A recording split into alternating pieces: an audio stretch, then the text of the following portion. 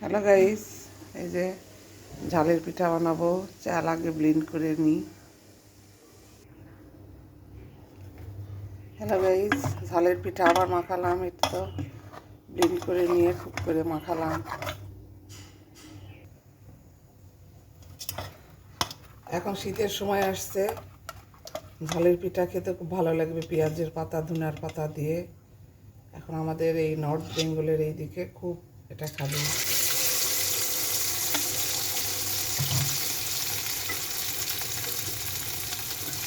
ঝালের পিঠা যেমনই হোক, খেতে সুস্বাদু হয়।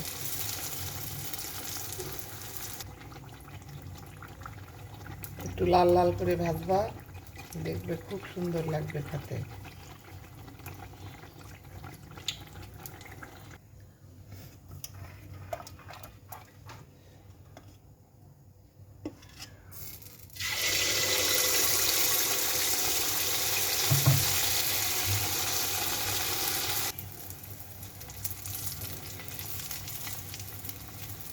এই শীতের সকালে ঝালের পিঠা সেই স্বাদ। বন্ধুরা, আজকে তোমাদেরকে আমি একটা জিনিস দেখাবো। পিঠাটা ভাজা হলে একটা জিনিস দেখাবো তোমাদেরকে আমি। দেখলে তোমরা চমকে যাবে।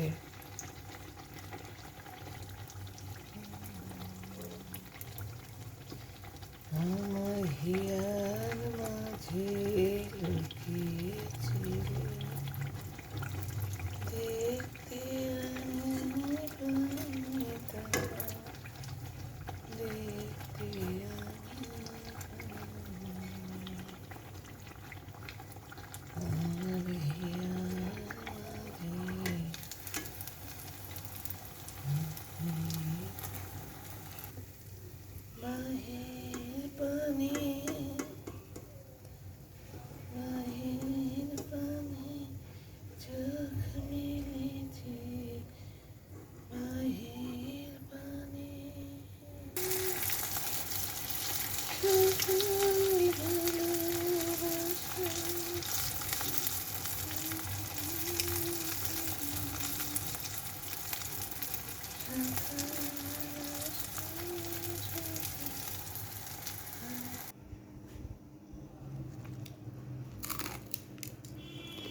ওয়াও, সেই মজা পিঠা, অনেক স্বাদ।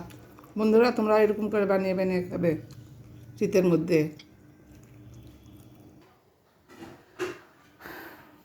বন্ধুরা দেখো, আমি তোমাদের যে জিনিস দেখাতে চেয়েছিলাম, এটা হচ্ছে সেই জিনিস। এই জায়নামাজ দেখে কি মনে হচ্ছে?